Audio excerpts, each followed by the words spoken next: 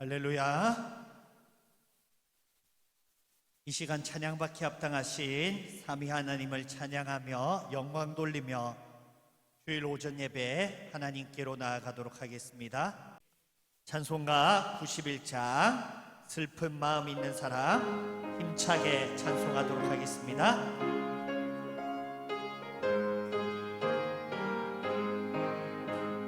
슬픈 마음 있는 사람 예수 이름 믿으면 영원토록 변함없는 기쁜 마음 얻으리.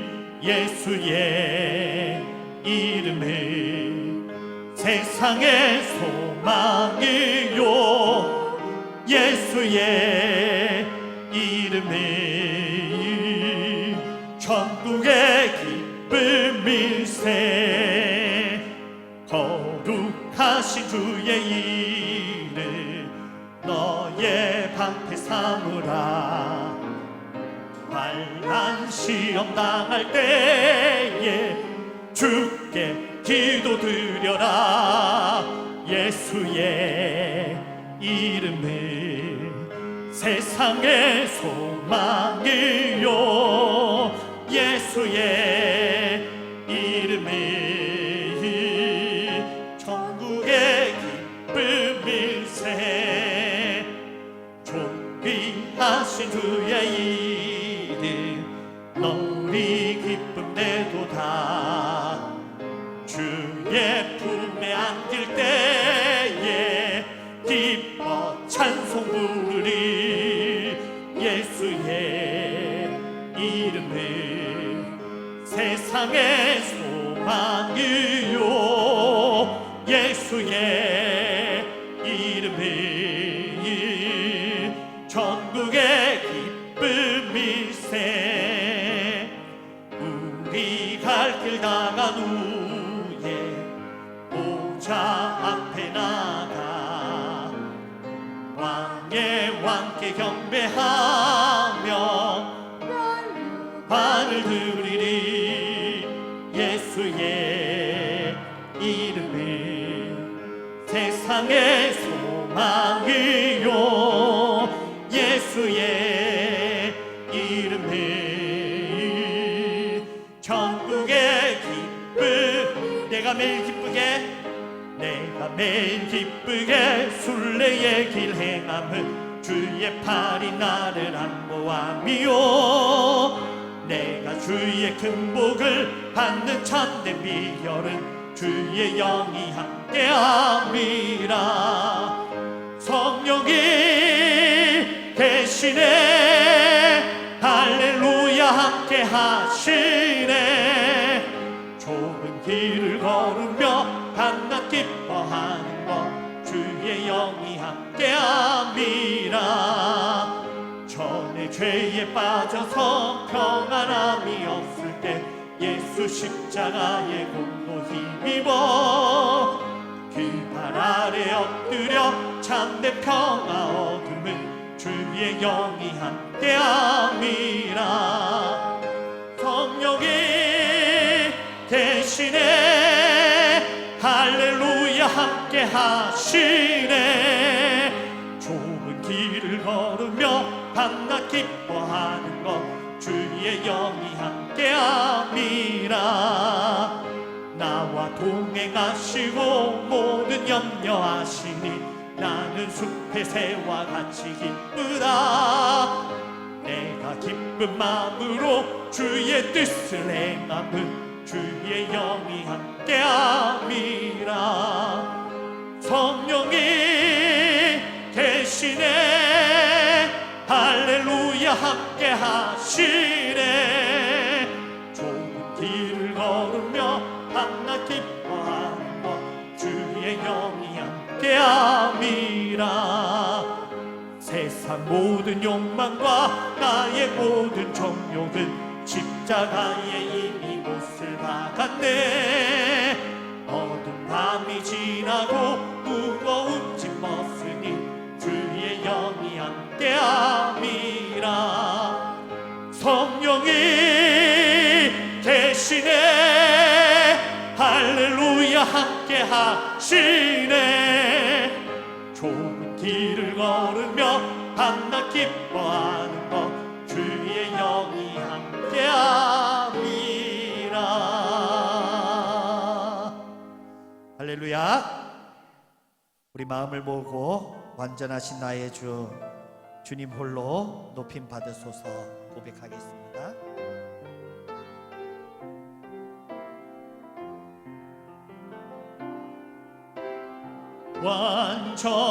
완전하신 나의 주 의의 길로 날 인도하소서. 행하신 모든 일 주님의 영광 다 경배합니다. 예배합니다. 찬양합니다. 주님만 날 다스리소서. 예배합니다. 찬양합니다. 주님 홀로 높임 받으소서.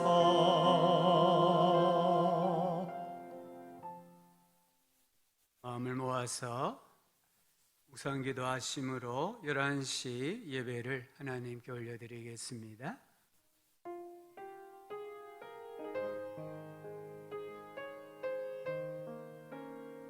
살아계시는 하나님 영광을 드리고 아버지 아버지 주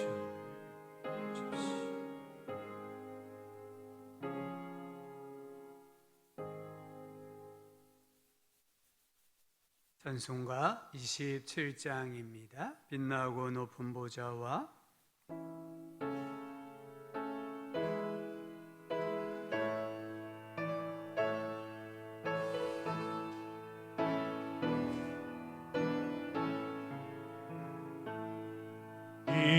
빛나고 높은 보좌와 그 위에 앉으신 주 예수 얼굴 영광이 해같이 빛나네. 해같이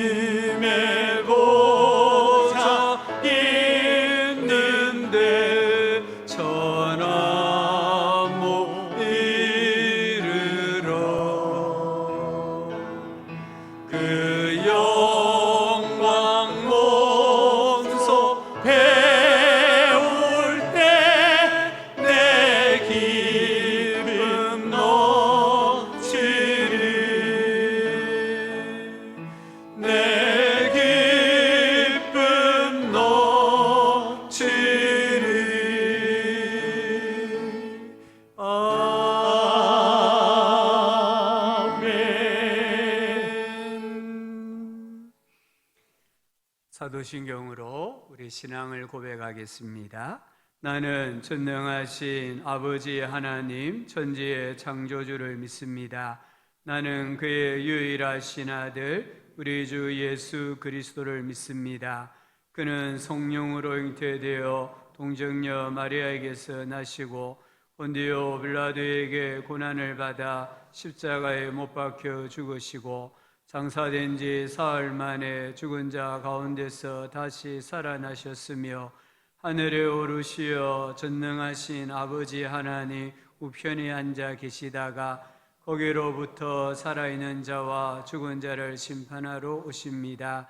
나는 성령을 믿으며 거룩한 공교회와 성도의 교제와 죄를 용서받는 것과 몸의 부활과 영생을 믿습니다. 아멘. 전정교 장로님 예배를 위해 기도하시겠습니다. 우리의 소망이 되시는 하나님 아버지, 구원의 은총과 천국 백성으로 우리를 인쳐 주셔서 택하여 주님의 자녀 삼아 주시고 오늘도 주님 나라를 사모하는 귀한 성도의 반열에 세워주심을 감사드립니다. 하나님 아버지, 부족하고 연약한 저희들을 이 시간까지 인도하시고 이 어려운 세대에 믿음의 여정에서 오늘도 조금도 낙오하지 않고 믿음에서 떨어지지 않기를 간절히 소원합니다. 하나님 아버지, 특별히 이 혼란하고 어려운 이 세상에서 오늘도 지켜보아 주시고 지난 한 주간도 하나님의 은혜로 건강을 지켜주시고 보호하여 주셨다가 다시 한번 주님 전에 이렇게 하나님 앞에 경배하며 예배의 자리로 인도하신 하나님 아버지, 오늘도 온전히 예배에서 하나님을 높이며 영광만을 드러내는 귀한 저희들 되게 하여 주시옵소서. 이 시간 귀한 말씀으로 우리에게 나타나실 때에 하나님은 은혜의 시간이 될 수 있도록 도와주시옵소서. 하나님 아버지, 특별히 또 몸된 교회 사랑하는 모든 종들 오늘도 이렇게 한자리에서 예배하며 하나님의 그 크신 은혜를 체험하고 돌아가는 시간 되게 하여 주시옵소서.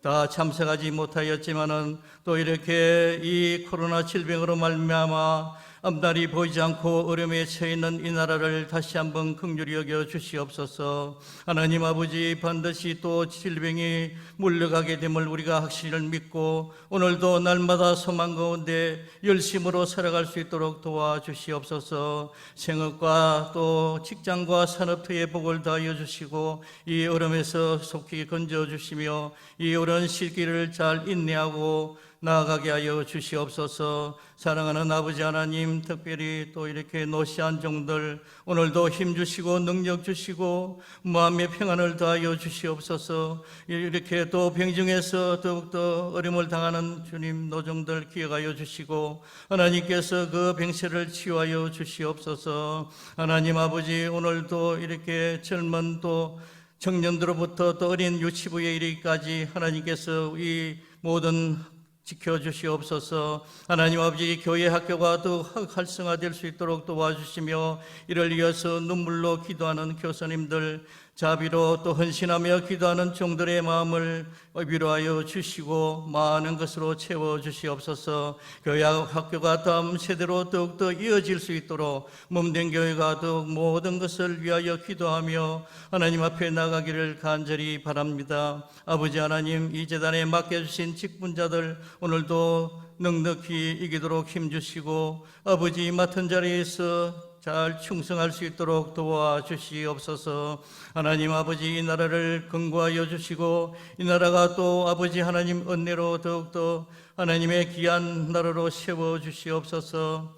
음란과 부패와 또 모든 잘못된 거 다 사라지게 하여 주시고 이 나라를 다시 한번 정화시켜 주시고 새로운 힘을 주시옵소서. 이 나라를 선교의 강국으로 세워주시고 선교의 뜨거운 열정이 다하는 나라로 되어지게 하여 주시옵소서. 정치하는 자들이 더욱더 하나님을 두려워하며 아버지 그 위정자들 마음에 하나님을 더욱더 아버지 두려워하여서 잘 정치할 수 있도록 도우시기를 간절히 바랍니다. 아버지 하나님, 저 미얀마 땅에도 저 폭력과 혼란을 거두어 주시고 저 군부 독재가 속히 물러가게 하시며 그나가 자유 나라로 세워 주시옵소서. 하나님 아버지, 이 시간도 우리의 모든 모습이 아직도 불충하고 불의하지만은 하나님께서 우리에게 능력하신 장중에 붙드시사 하나님의 그 크신 은혜로 인도하여 주시기를 간절히 바랍니다. 이 시간도 귀한 말씀으로 우리에게 나타나실 때에 세우신 목사님을 통하여 더욱더 능력의 말씀으로 우리에게 임하게 하여 주시옵소서. 온 시종을 모든 것을 우리 하나님께 의탁하오며 만사가 불의한 죄인이 우리 구주 예수님의 이름으로 기도드리옵니다. 아멘.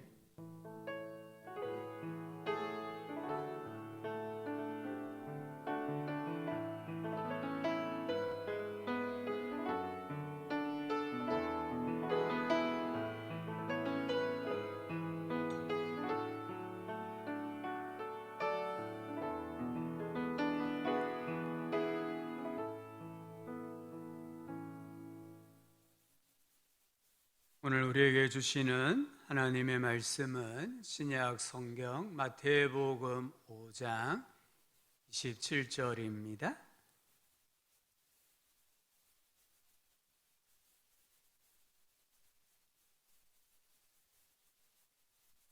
마태복음 5장 27절부터 32절까지 말씀을 교도하여 읽겠습니다.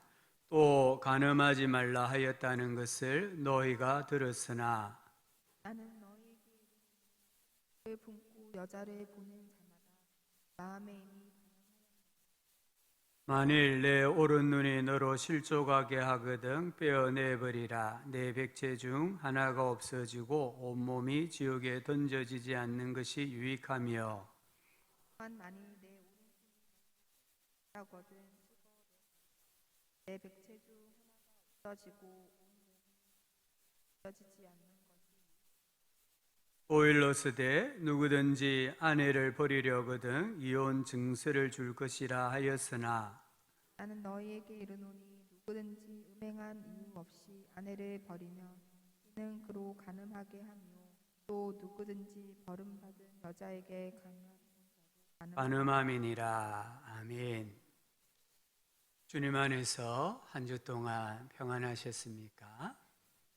디모데후서 3장 16절은 성경의 기능을 이렇게 말씀합니다.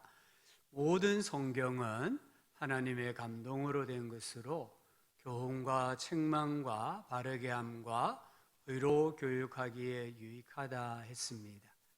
성경은 우리에게 구원의 길을 가르쳐 주실 뿐만 아니라 우리의 삶을 교훈하시고 책망하시고 바르게 인도하시고 또 의로 교육하는 말씀이다라고 합니다. 오늘 예수님께서 우리에게 들려주신 이 말씀이 자칫하면 나와는 상관없는 말씀처럼 들릴 수도 있습니다. 아직 결혼하지 아니한 미성년자에게 걸을 수 있고요. 결혼했지만 이미 연세가 많으신 우리 교회 어르신들에게도 이 말씀이 크게 와 닿지 않을 수도 있습니다. 하지만 예수님의 이 말씀은 우리 시대에 가장 필요한 말씀입니다. 오늘 이 시대에 가장 적합한 말씀입니다. 우리 자녀 세대는 이 말씀을 경청하고 마음에 새기고 부모님들은 자녀들을 다음 세대들을 교훈하고 책망하고 바르게 지도하고 의로 교육하는 지침서로 삼아야 하는 말씀입니다. 우리 예수님께서는 구약의 율법의 가르침을 폐지하러 오신 것이 아니라 완전하게 하시기 위해 오셨다 하셨습니다. 그러면서 먼저 예수님은 살인하지 말라라는 6계명을 재해석을 하셨습니다. 형제에게 분노하고 욕하는 그 자체가 살인죄라고 하셨습니다. 오늘은 제7계명 간음하지 말라, 제10계명 내 이웃의 집을 탐내지 말라, 이 두 계명을 재해석하십니다. 오늘 말씀에 또 간음하지 말라 하였다는 것을 너희가 들었으나 간음을 말씀합니다. 간음은 결혼제도와 가족의 토대를 무너뜨리고 하나님의 계명을 범하는 큰 죄에 해당이 됩니다. 그러시면서 예수님은 나는 너희에게 이르노니 음욕을 품고 여자를 보는 자마다 마음에 이미 간음하였느니라. 예수님은 이 간음의 범위를 확대 해석하십니다. 음욕을 품고 여자를 보는 그 순간 이미 간음하였다. 여기 보다 이 단어는 단순히 눈으로 보는 것을 의미하진 않습니다. 이성이 지나가는데 그냥 눈에 보이는 것, 그것을 의미하지 않습니다. 이 말씀은 주의를 기울여 관찰한다, 이런 뜻입니다. 어떤 성적인 의도를 가지고 이성을 뚫어지게 쳐다보는 것을 말합니다. 성희롱이나 성추행 또는 스토크와 같은 것을 나타내기도 합니다. 우리가 이성을 탐하고 음욕을 품고 바라본다면 성관계를 하지 않아도 생각만으로도 이미 간음한 것이다 하십니다. 세상은 배우자가 다른 이성과 관계를 맺어야 간음했다라고 말합니다. 그러나 예수님은 마음까지도 감찰하시는 분입니다. 예수님은 간음은 타인의 명예를 침해하는 것이고 하나님이 세우신 결혼 질서를 파괴하는 것이다 라고 하십니다. 오늘 예수님은 우리들에게 도전하십니다. 이 시대의 정신에 순응하지 말아라. 이 시대가 아무리 간음을, 외도를 아름답게 미화시키고 포장한다 할지라도 저항하라고 하십니다. 결혼 생활을 소중하게 여기라, 가정을 건강하게 세우라고 주님 말씀하십니다. 오늘 세상에서 가장 위험한 곳이 가정이라고 합니다. 오늘 이 세상에서 가장 존중받지 못하는 제도가 결혼이라고 합니다. 신학자 하비 콕스라는 분이 35년 이내에 사라질 가치와 사상과 제도 중에 하나가 일부 일처제라고 예언했습니다. 우리 사회가 양성평등을 강조합니다. 반드시 강조해야 합니다.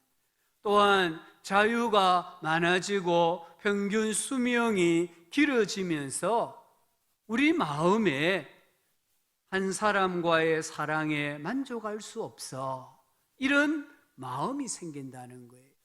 불행히도 그의 예언이 적중되고 있지만 일부 일처제는 하나님이 정하신 창조 질서입니다. 결코 사람이 변개할 수 없는 하나님의 제도라는 것을 우리 신자들은 꼭 기억해야 합니다. 우리 예수님께서 이 건강한 가정, 건강한 결혼 생활에 얼마나 단호하신가를 보여줍니다. 29절 30절에 보면 예수님은 오른눈과 오른손을 빼고 잘라버리더라도 가정을 지키라고 말씀합니다. 우리 지체에서 가장 유용하고 가치 있는 것이 오른눈, 오른손입니다. 성경에도 하나님의 팔을 나타낼 때는 항상 오른팔이라고 말씀합니다. 이처럼 유익한 우리의 지체가 범죄의 도구가 된다고 한다면 과감하게 잘라내라, 과감하게 희생시켜라고 말씀합니다. 실족하게 하다, 이 단어는 걸림돌이 되게 하다, 방해가 되다, 오해하게 하다, 이런 뜻입니다.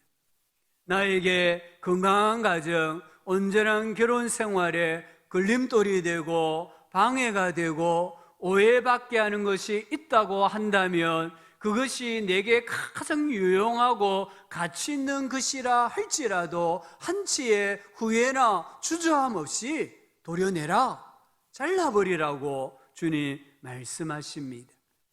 예수님의 이 말씀은 실제로 오른손을 잘라라, 오른눈을 빼어버리라, 그런 말은 아닙니다. 이 예수님의 이 말씀을 문자적으로 해석하고 받아들인 신학자가 있는데 제롬이라는 분입니다. 이분은 이 말씀을 따라서 거세했습니다. 거세한다고 해서 성적인 유혹을, 이성의 유혹을 받지 않습니까? 아닙니다. 평생에 거세했지만 이성의 유혹, 성적인 유혹을 받았다고 했습니다. 오늘 예수님의 이 말씀은 배우자에게 온전히 헌신하라, 이 말씀입니다. 외눈으로 외팔로 한 배우자에게 헌신하라고 말씀합니다. 그만큼 결혼 생활은 지켜야 할 가치가 있는 하나님의 제도라는 것을 말씀합니다. 우리 예수님은 결혼 생활을 건강하게 유지하고 발전시킬 수 있다고 한다면 외눈이 되어도 좋다, 외파리가 되어도 좋다라고 생각하고 그렇게 살라라고 말씀을 합니다. 우리 장로교 교리 표준인 웨스트민스터 신앙고백서 제24장은 결혼과 이혼에 대한 장입니다. 여기서 우리는 이렇게 고백합니다. 결혼은 한 남자와 한 여자 사이에 이루어진다. 남자가 한 명 이상의 아내를 동시에 두거나 여자가 한 명 이상의 남편을 동시에 두는 것은 모두 합법적이지 않다. 결혼은 남편과 아내가 서로 도우며 적법한 자녀를 통하여 인류를, 거룩한 자손을 통하여 교회를 왕성하게 하고 부정을 막기 위해 제정되었다라고 고백을 합니다. 결혼은 일부 일처제라는 거예요. 이것은 아무리 시대의 정신이 일부 닫혀 또는 한 사람만으로는 만족할 수 없다라고 이야기한다 할지라도 우리 교회와 신자들이 지켜야 하는 결혼의 제도입니다. 또한 대교리 문답 제138문은 하나님께서 7계명에서 요구하는 의무가 무엇입니까? 이겁니다. 여기에 보면은 몸, 생각, 감정, 말, 행동에 있어서 순결함이며, 이 시대 정신과 얼마나 다릅니까? 이 시대 정신은 단지 어떤 실제 이루어진 결과를 두고 말하지만 우리 대교리 문답은 예수님의 해석을 따라서 몸과 생각과 감정과 말과 행동에 있어서 순결함이며 우리 자신과 다른 사람의 순결을 보존하는 것입니다. 눈을 비롯하여 모든 감각을 조심하고 절제하며 순결한 교제를 유지하고 복장을 단정하게 하는 것입니다. 심지어 우리 복장까지도 단정하게 하라는 요구가 7계명이라는 거예요. 제139문은 제7계명에서 금지하는 죄는 무엇입니까? 입니다. 이 질문에 대한 답은 요구된 의무를 소홀히 하는 것 외에, 즉 하나님께서 지키라고 말씀하신 것을 소홀히 하는 것 외에 간통, 음행, 강간, 근친상간, 남색, 모든 비정상적인 색욕들입니다. 역시 세상은 여기에 대해서는 동의합니다. 그런데 우리 신앙 고백은 더 나아갑니다. 모든 부정한 상상, 생각, 의도와 감정이며 모든 부패하고 추잡한 대화, 거기에 귀를 기울이는 것, 음탕한 눈길, 단정하지 못한 복장, 매춘가를 허락하고 용납하고 보존하고 방문하는 것입니다. 부당한 이혼이나 버림이며 게으름, 탐식, 술취함, 부정한 교제, 음탕한 노래, 서적과 그림과 춤과 연극, 기타 우리 자신이나 다른 사람들 안에 부정을 자극하거나 행하는 모든 것들입니다 라고 고백하고 있습니다. 이 7계명을 우리가 단순하게 생각하면 예수님 말씀이 나와는 아무 상관이 없습니다. 그럼 오늘 우리가 신앙 고백서와 대소교리 문답에서 고백하는 이 말씀을 나의 삶에 적용하면은 이 말씀에 얼마나 우리가 귀를 기울이고 또 예민하게 반응해야 하는가를 알 수 있습니다. 사도 바울은 교회가 직분자를 세울 때, 목사나 장로나 집사를 세울 때에 반드시 체크해야 될 항목을 말씀해 주셨습니다. 디모데전서 3장과 디도서 1장입니다. 여기에 보면은 감독은, 즉 목사와 장로는 한 아내의 남편이 되며 이렇게 말씀합니다. 또한 집사들은 한 아내의 남편이 되어 자녀와 자기 집을 잘 다스리는 자일지니 했습니다. 가정에 불충하는 사람은 교회에도 불충합니다. 배우자에게 헌신하지 않는 사람은 하나님에게도 헌신할 수 없습니다. 그래서 교회에 항존 직분자를 세울 때에는 반드시 가정생활을 체크해야 됩니다. 아내를 어떻게 대하는지, 자녀들을 어떻게 대하는지, 지금 가정에 충성하는지를 반드시 점검을 하고 여기에 통과된 사람을 교회 지도자로 세우라고 말씀합니다. 오늘 이 말씀, 우리는 예수님이 말씀하시는 바를 너무나 잘 알고 있습니다. 우리는 간음이 무엇인지를 알고 있고 이혼이 무엇이고 재혼이 무엇인가를 너무나 잘 알고 있습니다. 하지만 오늘 우리가 정말 어떻게 하면은 이 7계명과 제 10계명에 순종할 수 있겠습니까? 말씀을 묵상하면서 정리를 해보았습니다. 첫 번째는 감사해야 합니다. 잠언 18장 22절은 아내를 얻는 자는 복을 얻고 아내를 얻은 사람은 하나님께 복을 받았다는 거예요. 그리고 여호와께 은총을 받은 자니라. 우리 배우자를 주신 것에 대해서 하나님께 감사해 보셨습니까? 하나님께서 내게 주신 배우자가 아무리 생각해도 나에게는 과분한 분에 넘치는 선물이다라고 인정하고 하나님께 감사하고 배우자에게 감사해 보셨습니까? 정말 우리가 서로에게 감사의 마음을 가지고 있다고 한다면 이 7계명과 10계명을 지킬 수가 있습니다. 두 번째는 사랑해야 합니다. 예수님은 내 이웃을 내 몸과 같이 사랑하라고 하셨습니다. 여기 이웃이 누굽니까? 가장 가까운 이웃이 누굽니까? 자기 배우자입니다. 요한일서 4장 20절은 누구든지 하나님을 사랑하노라 하고 그 형제를 미워하면 이는 거짓말하는 자니 보는 바 그 형제를 사랑하지 아니하는 자는 보지 못하는 바 하나님을 사랑할 수 없느니라. 이게 형제가 누굽니까? 물론 혈육일 수 있습니다. 또 교회 안에 성도들일 수 있습니다. 여기 형제에는 자기 배우자가 포함이 됩니다. 내가 배우자를 사랑하면 하나님을 사랑하는 것입니다. 하나님을 사랑하는 자는 배우자를 사랑하게 되어 있습니다. 역으로도 마찬가지입니다. 배우자를 미워하는 사람은 하나님을 사랑할 수 없습니다. 하나님을 사랑하지 않는 사람은 배우자를 사랑할 수 없는 거예요. 여러분, 사랑이 무엇입니까? 고린도전서 13장 7절에 사랑은 모든 것을 참으며 모든 것을 믿으며 모든 것을 바라며 모든 것을 견딘다고 했습니다. 여기에 핵심적인 단어는 모든 것입니다. 정말 내가 배우자를 사랑한다면 배우자의 모든 것에 대해서 참고 믿어주고 기다려주고 인내한다라고 말씀을 합니다. 기적의 학교라는 영화가 있습니다. 터키 영화입니다. 터키의 어느 산간 마을에서 일어난 이야기입니다.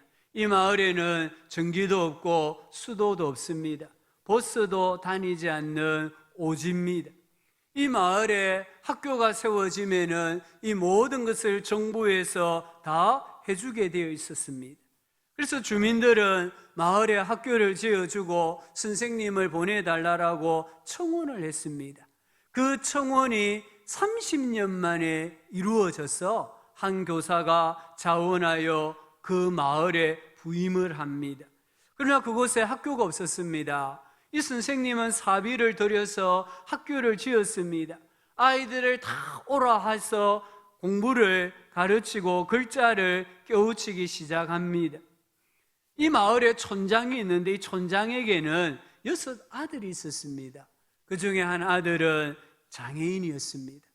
말도 못하고 다리가 휘어졌고 팔도 몸에 달라붙어 있었습니다. 아버지가 선생님에게 이렇게 말했습니다. 이 아들은 내 마음의 산이다. 봄과 여름을 한 번도 경험해 보지 못한 산이다. 무슨 말이에요? 마음의 짐이라는 거죠. 이 아들에게 소망이 없다는 것을 나타내는 거예요. 그런데 이 선생님은 이 장애를 가진 촌장의 아들을 사랑합니다. 그리고 학교에 와서 이미 성인이지만 글자를 깨우쳐주고 아이들이 놀리면은 나무라고 이 장애를 가진 이 아들을 인격적으로 대우해 줍니다. 어느 날 아버지가 앙카라에 볼일을 보러 갔다가 한 사람을 한 괴한으로부터 구출해 줍니다. 그래서 이 사람이 은혜를 갚겠다고 하면서 만약 당신에게 아들이 있다고 한다면 내가 딸을 드리겠습니다 합니다. 이 촌장이 말합니다. 내 아들은 장애인입니다. 그러자 마음만 장애인이 아니면 좋습니다.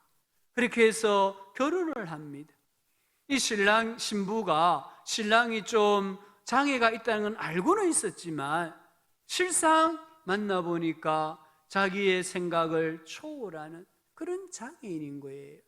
그럼에도 불구하고 신랑을 씻기고 먹이고 입힙니다. 시어머니에게 말했습니다. 이 사람은 내 남편이고 아버지고 내 아들입니다. 그런데 동네 사람들의 이 조롱과 비웃음을 견딜 수가 없었습니다. 하루는 편지를 남기고 부부가 마을을 떠납니다. 선생님도 마을을 떠납니다. 7년이 지나자 이 마을에 아주 멋있는 자동차가 한 대 들어오고 있었습니다. 이 자동차에서 선생님 부부가 내렸습니다. 그 다음에 한 소년이 내렸습니다. 그 다음에 한 남자가 내렸습니다. 아버지 마음의 산이었던 장애를 가진 아들이었습니다. 근데 그 아들이 똑바로 걷습니다. 몸도 뒤틀리지 않았습니다. 입도 똑바로 되어 있었습니다. 침도 흘리지 않고 발음도 분명하면서 말을 했습니다. 그 다음에 여자아이를 아는 한 여성이 내렸습니다. 바로 그 장애를 가졌던 아들의 아내였습니다.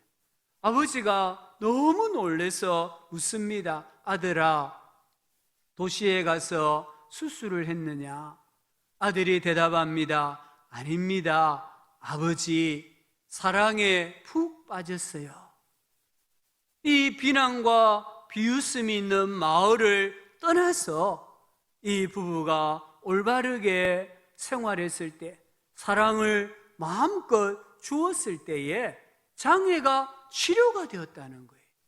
어떤 약도 쓰지 않았고 어떤 수술도 하지 않았지만 부부가 서로 사랑하고 서로 위해 주었을 때에 장애가 치유가 되고 두 자녀를 낳는 그런 기적이 일어났습니다.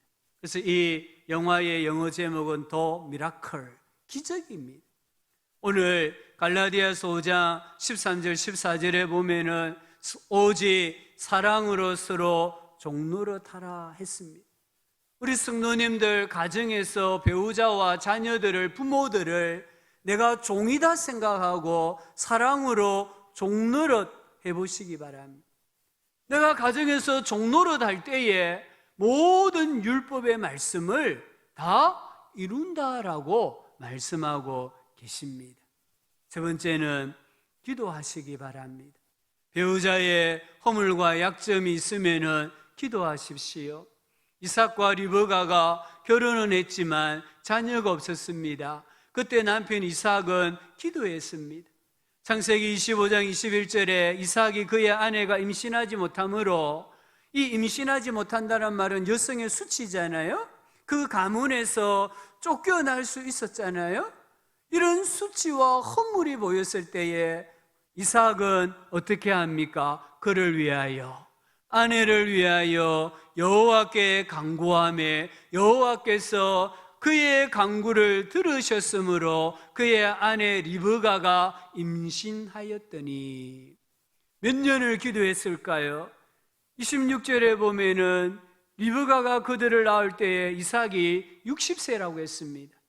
20절에 보면은 이삭은 40세에 리브가를 맞이하여 아내를 삼았다고 했습니다. 무려 20년 동안 이 아내의 수치와 허물을 보면서 하나님께 그녀를 위해서 기도했던 사람이 이삭이라는 거예요. 그 남편의 기도를 하나님이 들으시고는 아내의 수치를 감싸 주신 거예요. 그래서 아들을 주셨잖아요. 오늘 우리 남편들이, 아내들이 정말 배우자의 허물이 눈에 보이면은 어떻게 해야 됩니까? 하나님 앞에 기도하셔야 돼요. 언제까지 기도해야 됩니까? 그 허물과 수치가 감사질 때까지 기도하고 또 기도해야 됩니다. 네 번째는 귀히 여기시기를 바랍니다. 빌립보서 2장 3절에 보니까 각각 자기보다 남을 낮게 여기고, 배우자를 나보다 더 낮게 여기라는 거예요. 이 배우자에게도 나보다 훌륭한 점이 있다, 뛰어난 점이 있다, 잘하는 점이 있다, 이렇게 인정을 하라는 거예요. 데살로니가전서 4장 4절에 각각 거룩함과 존귀함으로 자기의 아내에 대할 줄을 알고 존귀함으로 배우자를 대하라고 합니다. 히브리서 13장 4절은 모든 사람은 결혼을 귀히 여기고 침소를 더럽히지 않게 하라. 자기 배우자에게 충실하라는 거예요. 베드로전서 3장 6절 7절에 사라가 아브라함을 주라 칭하여 순종한 것 같이, 아브라함이 좋은 남편이었을까요? 사라는 아브라함 때문에 늘 행복했을까요? 우리가 성경을 통해 알지 않습니까? 이 남편 아브라함은 자기 살겠다고 주랭랑 쳤던 남편입니다. 못난입니다. 자기 살겠다고 아내를 누이라고 속이고 팔았던 그런 정말 못난 남편입니다. 근데 그 남편을 향하여서도 사라가 주님이라고 불렀다는 거예요. 주인님이라고 불렀다는 거예요. 더 읽어보면은 그를 더 연약한 그릇이요 또 생명의 은혜를 함께 이어받을 자로 알아 귀히 여기라. 여기 더 연약한 그릇, 아내는 더 연약한 그릇입니다. 우리가 집에 가면은 정말 귀중하게 다루는 그릇이 두 종류가 있습니다. 하나는 진짜 비싼 그릇이에요. 이 그릇을 만약에 깨면 엄청난 손해가 있는 그릇입니다. 또 한 가지 그릇은요, 약한 그릇이에요. 내가 조금만 잘못 다뤄도 깨질 수밖에 없는 그런 약한 그릇이에요. 그래서 주부가 얼마나 소중하게 다룹니까? 남편이 아내를 대할 때에 나보다 더 연약한 그릇이다라고 생각해야 됩니다. 비록 아내가 여장부와 같고 아내가 내가 할 수 없는 일을 척척척 해낸다 할지라도 아내는 하나님께서 연약하게 만드신 거예요. 그래서 남편들이 아내를 대할 때에 나보다 더 연약한 그릇이다 생각하고 소중하게 다루어야 됩니다. 또 어떻게 말씀합니까? 이 말씀을 어쩌면 아브라함에게 하시는 말씀인지도 몰라요. 아브라함, 너 아들을 얻고 싶느냐? 이 아들을 얻으려고 하면은 사라를 귀히 여겨라는 것입니다. 생명의 은혜를 함께 이어받을 자로 알아서 귀히 여기라. 오늘 우리가 서로의 배우자들을 귀히 여기셔야 됩니다. 어떻게 귀히 여길 수 있습니까? 배우자를 멸시하지 마십시오. 배우자에게 분노하지 마십시오. 분노와 멸시는 친밀함을 철저하게 파괴합니다. 파국을 맞이하는 결혼 생활에 공통점이 있습니다. 서로 분노하고 서로 멸시합니다. 상대방에게 있는 어떤 약함이나 부족이나 허물을 가지고 멸시하고 분노합니다. 이 멸시와 분노는 악순환이 됩니다. 마음의 상처가 잘 지워지지 않습니다. 결국에는 속이 곪잖아요. 곪으면 터집니다. 터지면은 결국에 결혼 생활은 파국을 맞이하게 됩니다. 두 번째는 사고 미축하셔야 됩니다. 사랑합니다. 고맙습니다. 미안합니다. 축복합니다. 이 말을 해야 될 때가 있으면은 그냥 지나가지 말고 서로에게 여보 사랑해요. 여보 미안해요. 여보 고마워요. 여보 축복해요. 이런 말들을 할 때에 상대방은 나는 귀히 여김받는 사람이구나 이렇게 생각을 하는 거예요. 세 번째는 서로에게 헌신하셔야 됩니다. 헌신이 무엇입니까? 다른 사람을 원하는 것을 차단하는 거예요. 다른 사람이 어떤 방식으로든지 자기 자신을 주려고 하는 마음을 철저하게 차단시키는 게 헌신입니다. 이런 유머가 있지 않습니까?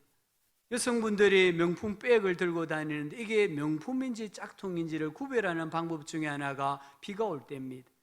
비가 올 때에 백을 품에 안으면 명품입니다. 그런데 머리에 쓰면 짝퉁입니다. 집에 가서 백을 장롱 속에 잘 보관하면 명품입니다. 근데 집에 들어가자마자 백을 던져버리면 짝퉁입니다. 자기 아내를, 자기 남편을 명품으로 생각하셔야 돼요. 그리고 소중하게, 귀중하게 다루셔야 돼요. 내가 어떤 목표를 세웠다고 하면 그 목표를 이루기 위해서 얼마나 수고하고 얼마나 많은 노력을 합니까? 그게 바로 헌신이라는 거예요. 다섯 번째는 같은 영을 가지셔야 됩니다. 창세기 2장 24절에 이러므로 남자가 부모를 떠나 그의 아내와 합하여 둘이 한 몸을 이룰지어다. 여기 한 몸을 이루라고 했습니다. 한 몸을 이루는데 가장 중요한 것은 영이 같아야 합니다. 한쪽은 교회를 나가는데 한쪽은 절간에 간다면은 절대로 영이 하나 될 수 없습니다. 영이 하나 되려고 하면 한 신앙을 가지셔야 됩니다. 교회도 한 곳으로 가셔야 됩니다. 가족들이 다니는 교회, 교단이 다 다르다고 한다면 거기에는 생각이 다르고 관점이 다르고 생활의 리듬이 달라지게 되어 있습니다. 그럴 때에 갈등이 생기고 문제가 생기는 겁니다. 여섯 번째는 36계를 잘 하셔야 됩니다. 잠언 5장 8절에 내 길을 그에게서 멀리하라. 그의 집 문에도 가까이 가지 말라. 엄녀의 집에는 나로 하여금 성적으로 유혹하고 범죄하게 하는 그 골목이나 그 길이나 그 집에는 얼씬거리지도 말라라고 말씀합니다. 요셉이 보디발의 아내의 유혹을 받았잖아요. 요셉은 나이가 어렸습니다. 요셉은 타국으로 팔려왔기 때문에 외로움이 있었습니다. 어쩌면 보디발의 아내가 모성애와 같은 마음을 가지고 요셉을 유혹했는지도 모릅니다. 창세기 39장 7절에 보면은 그 후에 그의 주인의 아내가 요셉을 눈짓하다가 동침하기를 청하니, 이 보디발의 아내가 처음에는 몸짓으로 요셉을 유혹했다는 거예요. 그리고는 말로 유혹을 합니다. 10절에 보면 여인이 날마다 요셉에게 청하였으나 요셉이 듣지 아니하고 동침하지 아니할 뿐더러 함께 있지도 아니하니라. 그래도 이 보디발의 아내가 유혹을 합니다. 12절에 그 여인이 요셉의 옷을 잡고 이르되 나와 동침하자. 만약에 요셉이 자기가 요셉의 옷을 붙잡고 있는데 뿌리치고 나가면은 요셉이 부끄럼 당해요. 벌거벗은 몸으로 도망을 쳐야 돼요. 그런데 요셉이 어떻게 합니까? 요셉이 자기의 옷을 그 여인의 손에 버려두고 벌거벗은 몸으로 밖으로 나갔단 말은 도망쳤다라는 말씀입니다. 나는 믿음이 좋아서 간음이나 외도와는 상관없어, 이렇게 생각하지 마시기 바랍니다. 믿음이 좋은 사람도 넘어질 수 있습니다. 믿음이 좋은 사람도 100% 죄인입니다. 믿음이 좋은 사람도요, 혼자 있을 때에 인터넷 포르노 영상물에 접근할 수 있습니다. 불건전한 채팅을 할 수 있습니다. 사교교에 가서, 동창회 가서, 계모임에 가서 이 유혹 앞에 넘어질 수 있습니다. 이성의 성적 유혹이 오면은 요셉처럼 도망쳐야 합니다.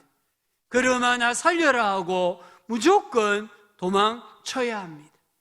우리의 신념을, 우리의 믿음을 믿지 말고 무조건 도망쳐야 하나님 앞에 자기 믿음도 지키고 가정도 지키고 부부 생활을 지킬 수가 있습니다. 7번째는 하나님의 심판을 기억해야 합니다. 오늘 예수님께서도 우리가 만약에 간음을 하면은 지옥에 던져진다고 했습니다. 지옥불에 던져진다고 했습니다. 욥기 31장 1절부터 4절에 내가 내 눈과 약속하였나니, 이전 성경에는 언약을 세웠나니 이렇게 번역했습니다. 내가 내 눈과 약속하였나니 어찌 처녀에게 주목하랴.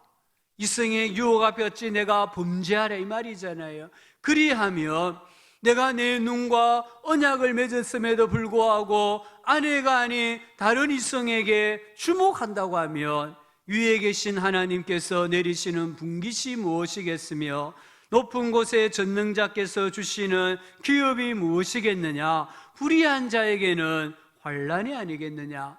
행악자에게는 불행이 아니겠느냐. 그가 내 길을 살피지 아니하시느냐. 내 걸음을 다 세지 아니하시느냐. 위에 계신 하나님, 전능자 하나님께서 우리의 걸음을, 우리의 마음을 감찰하신다는 것을 우리는 기억해야 합니다. 그래서 하나님의 이 심판을 기억하고 우리의 눈과 언약을 맺어야 되고, 한번 맺은 언약은 죽을 때까지 지켜야 한다는 것을 꼭 기억하셔야 합니다. 8번째는 먼저 하나님을 생각하시기 바랍니다. 9번째는 하나님의 말씀을 붙드시기를 바랍니다. 10번째는 영적 분별력을 고하시기를 바랍니다. 잠언 5장 3절에 보면 대저 음녀의 입술은 꿀을 떨어뜨리며 그의 입은 기름보다 더 미끄러우나. 이게 성적 유혹이 겉으로 드러나는 모습이에요. 이 성적인 유혹을 받으면 처음에는 얼마나 단 것처럼, 얼마나 부드러운 것처럼 느껴집니다. 그런데 나중은 결과는 쑥같이 쓰고, 여기 쑥은 독쑥입니다. 독쑥이기 때문에 먹으면 죽습니다. 두 날 가진 칼같이 날카로우며 그의 발은 사지로 내려가며 그의 걸음은 스올 무덤으로 나아가나니. 이 엄난의 죄에 빠지면 망하고 죽는다는 거예요. 아무리 달콤해 보이고 아무리 미끄러워 보여도 거기에 빠지면은 망하고 죽습니다. 아십니까? 독을 가지고 있는 것은 공통점이 전부 다 화려합니다. 뱀도 독이 있는 뱀은 화려합니다. 꽃도 독이 있는 꽃은 화려합니다. 버섯도 독이 있는 것은 화려합니다. 화려하기 때문에 따먹는 거예요. 그러면 어떻게 됩니까? 죽는 거예요. 우리가 하나님 앞에 영적인 분별력을 구하셔야 됩니다. 내가 이렇게 하면은 결과가 어떻게 될 것이라는 것을 볼 수 있는 영적인 분별력을 구하셔야 됩니다. 11번째는 애통하고 온유해야 됩니다. 마태복음 5장 4절 5절에 애통하는 자는 복이 있나니 그들이 위로를 받을 것이며, 우리가 이 세상 죄에 대하여 애통해야 합니다. 배우자의 허물과 잘못을 발견하면은 이삭처럼 하나님 앞에 애통해야 됩니다. 내가 애통할 때에 하나님께서 위로를 주십니다. 이 위로가 무엇입니까? 배우자로 인한 감사입니다. 배우자로 인한 기쁨입니다. 가정이 온전해지는 것입니다. 온유한 자는 복이 있나니 그들이 땅을 기업으로 받을 것이며, 배우자에게 온유함으로 대할 때에 하나님이 기업을 주시는데 그 기업이 가정이고 그 기업이 온전한 결혼 생활이라는 거예요. 마지막으로 예수님의 이름을 부르고 예수님의 십자가를 의지하셔야 됩니다. 내 힘으로는 엄난의 영을 이길 수 없습니다. 그러나 예수 그리스도의 이름으로 십자가의 능력으로 엄난의 영, 이성의 모든 성적 유혹을 물리칠 수 있습니다. 이 사탄은 끊임없이 우리 가정을 파괴하려고 합니다. 신자나 불신자 가정을 가리지 않고 파괴하려고 합니다. 결혼 생활을 파탄시키려고 유혹합니다. 예수님의 십자가를 앞세우면 더러운 귀신이, 엄난의 영이 한 길로 왔다가 7길로 달아나는 줄 믿습니다. 우리가 어떻게 이 말씀에 순종할 수 있을까요? 12가지로 정리를 했습니다. 다시 한번 우리가 되새겼으면 좋겠습니다. 첫째는 뭐라고 말씀했습니까? 감사하라고 하셨죠. 두 번째는 사랑하라고 했습니다. 세 번째는 기도하라 했습니다. 네 번째 귀히 여기라고 했습니다. 다섯 번째 같은 영을 가지라 했습니다. 여섯 번째 36개를 잘하라, 도망을 잘 치라는 겁니다. 일곱 번째 하나님의 심판을 기억하라. 여덟 번째 먼저 하나님을 생각하라.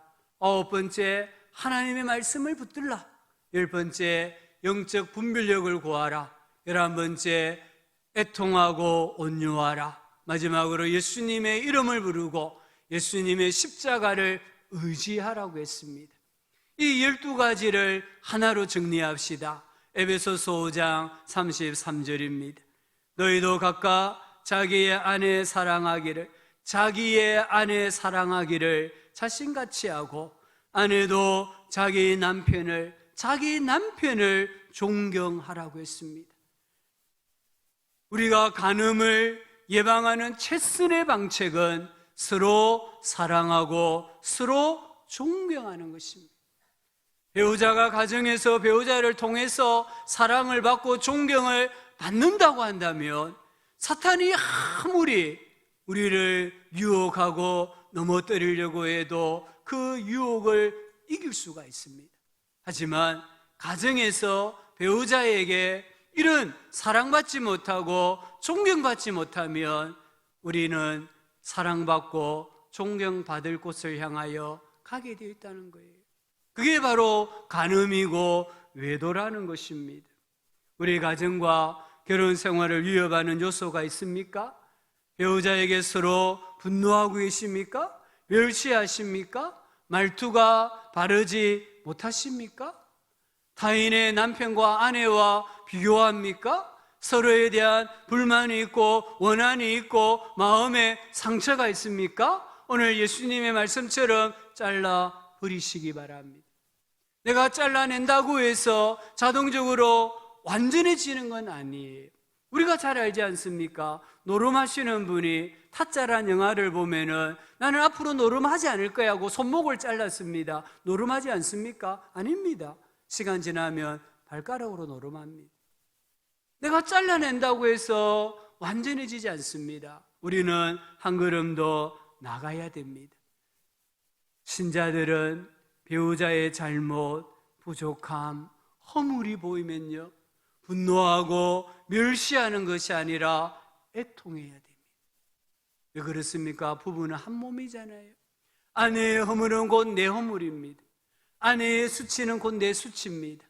이 수치를 가지고 허물을 가지고 하나님 앞에 애통할 때에 우리는 온전해집니다. 온유함으로 대하시기 바랍니다. 한 배우자에게 죽도록 충성하시기 바랍니다. 이때에 엄난의 영, 분리의 영이 떠나갑니다. 오늘 이 예수님의 말씀을 해당이 되지 않는 분들은 지침서로 삼아야 됩니다. 오늘 이 예수님의 말씀이 혹시나 우리 마음에 조금이라도찔림이 된다고 한다면 예수님께 용서의 기도를 드리시고 배우자에게 용서해달라고 말씀을 드리시고 삶을 온전히 회복하셔야 됩니다. 오늘 예수님께서는 우리에게 가정에 배우자에게 온전히 헌신하는 부부가 되라. 어떤 희생을 치르더라도 건강한 결혼, 건강한 가정, 건강한 관계를 포기하지 말라라고 도전하십니다. 이 도전은 시대의 정신과 정반대입니다. 하지만 오늘 교회와 우리 성도님들이 예수님의 도전에 온전히 순종할 때에 이 사회를 지킬 수 있고 세상의 소금과 빛으로 나타나게 된다는 것을 꼭 믿으시고 주의 말씀에 순종하는 우리 모든 성도님들 되실 수 있기를 예수님의 이름으로 축원합니다. 아버지 하나님, 오늘 저희들에게 시대 정신과 정반대되는 말씀을 주셨습니다. 이 말씀을 깊이 생각하게 하시고 새기게 하여 주셔서 하나님, 정말 어떤 희생을 치르더라도 가정을 건강한 가정으로 또 부부 생활을 건강한 부부 생활로 이끌어갈 수 있는 은혜를 주시고 각오하게 하시고 결단하게 하여 주시기를 간절히 바라옵고 원합니다. 예수님의 이름으로 기도합니다. 아멘. 찬송가 420장입니다. 너 성결기 위에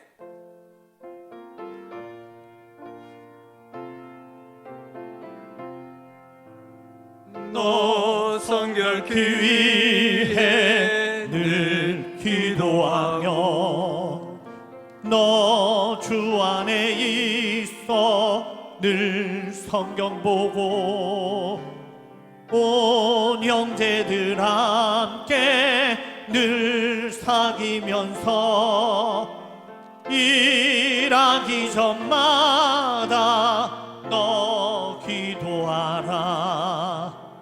너 성결기 위해 내 머리 숙여 저 은밀히 계신 내 주께 빌라.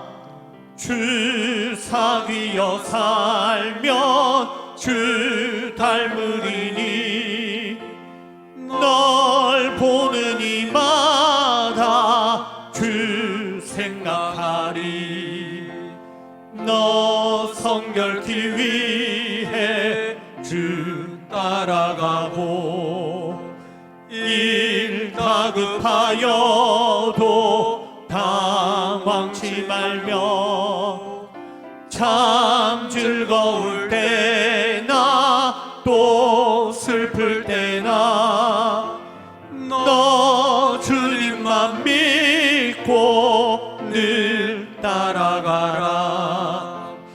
너 성결기 위해 늘 기도하며 내 소원을 주께 다 맡기어라. 너 성령을 받아 주 섬겨 살며 저 천국에 가서 더 잘 섬기리. 아멘. 광고 말씀 먼저 드립니다. 주보 참고해 주십시오. 5번에 재직회 공고 있습니다. 우리 참고하시고요. 교우 소식을 보시면 우리 김삼조 집사님께서 지난주 수요일에 하나님의 부르심을 받고 금요일에 모든 장례 예식을 마쳤습니다. 또 우리 박준선 집사님 위로해 주시고 또 계속하여 기도해 주시면 감사하겠습니다. 결혼 예식이 있습니다. 우리 최혜순 권사님 가정의 장남인 한용현 군의 결혼식이 이번 주 토요일 12시 30분 서울에서 있습니다. 혹 결혼식에 가기를 원하시는 분은 토요일 아침 6시 우체국 앞에 가시면 혼주 측에서 마련한 차가 있습니다. 그 차로 다녀오실 수 있겠습니다. 결혼식을 위해서 또 기도해 주시기 바랍니다. 다른 광고들은 주보를 참고해 주시기 바랍니다. 기도하겠습니다. 아버지 하나님, 믿음으로 나와 예배하게 하여 주시고 하나님의 말씀을 또 들려주신 것 감사합니다. 또한 믿음으로 예물 드리게 해주신 것도 감사합니다. 우리 교회에 속한 모든 성도님들 영혼이 잘되게 하시고 범사가 잘되고 강건하게 해주시기를 원합니다. 하나님 앞에서 온전한 믿음으로 살아갈 수 있도록 역사하여 주시옵소서. 한 주 동안 살아가겠습니다. 주의 크신 날개 아래 보호하여 주시고 하나님 동행하여 주시옵소서. 감사하옵고 예수님의 이름으로 기도합니다. 아멘. 구주 예수님의 은혜와 하나님 아버지의 큰 사랑과 성령 하나님의 함께하여 주시는 은혜가 세상 가운데서 하나님의 말씀의 가르침대로 삶으로 세상의 소금이 되고 빛이 되고 하나님의 이름을 영화롭게 해드리기를 소망하며 다시 세상으로 나아가는 모든 성도들의 삶 가운데 기록 앞두고 사신 교회 위에 영원토록 함께 있을지어다. 아멘.